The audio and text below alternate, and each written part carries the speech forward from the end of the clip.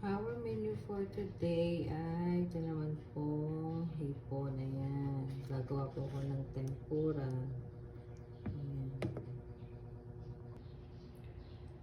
Nilinis ko po muna itong ating hipon. So, bali tinanggal ko po ang ulo at saka shell. Tapos, ito po kailangan po natin tanggalin din ito yung nasa gitna niya.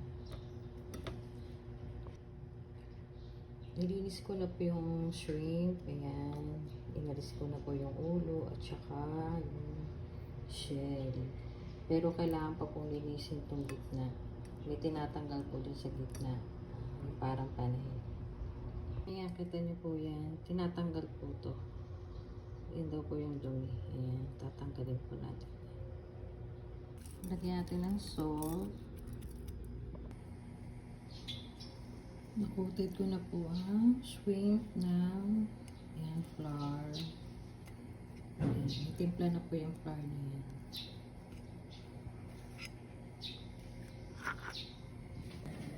Sa mainit ng mantika po, lalagyan na natin.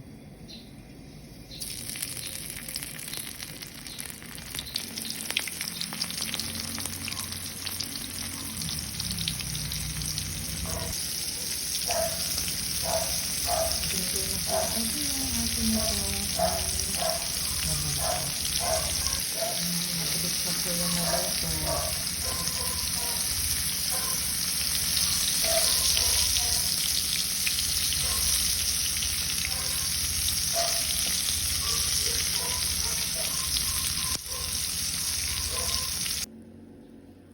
Ready na ang ating tempura. Ayan, napaka-easy lang pong gawin niya. Our comfort food.